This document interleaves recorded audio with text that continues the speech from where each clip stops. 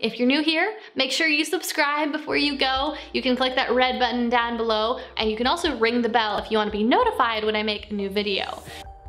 Long years ago, we made a tryst with destiny, and now the time comes when we shall redeem our pledge, not wholly or in full measure, but very substantially. At the stroke of the midnight hour, when the world sleeps, India will awake to life and freedom.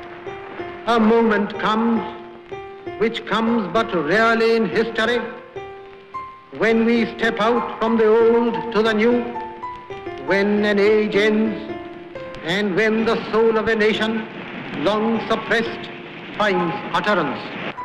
When the non-aligned plead with the aligned to give up confrontation and conflict, it is not out of any presumption. We are only too keenly aware of our own weaknesses, of the unnecessary discords and disputes between ourselves. But being militarily weak, we do not have to find justification for strength. Being familiar with pain and suffering, we do not want them to increase anywhere. Our plea for peace is not out of superior virtue, but because peace is indispensable, because humankind now has the choice, the knowledge, and the power to prevent the calamity of extinction.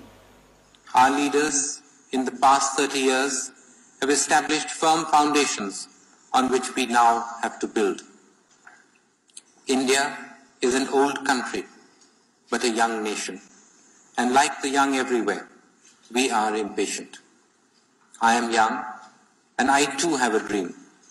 I dream of an India strong, independent, self-reliant, and in the forefront and the front rank of the nations of the world in the service of mankind. I am committed to realizing that dream through dedication, hard work, and the collective determination of our people. I thank you once again for the opportunity of sharing my thoughts with you. Thank you. For the first time, an Indian Prime Minister was accorded a standing ovation by both houses of the Congress.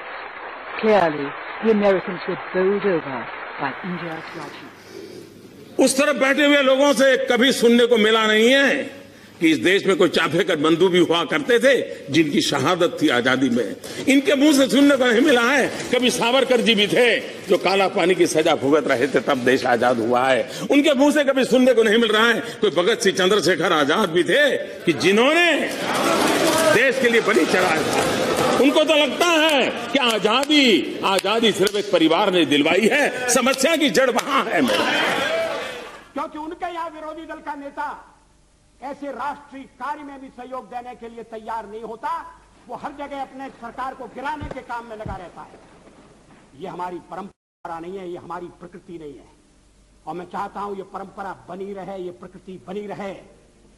सत्ता का खेल तो चलेगा, सरकारें आएंगी जाएंगी, पार्टियां बनेगी बिगड़ेंगी, मगर ये देश रहना चाहिए, इस देश का लोकतंत्र अमर रहना चाहिए। If you're new here, make sure you subscribe before you go. You can click that red button down below right now, and you can also ring the bell if you want to be notified when I make a new video.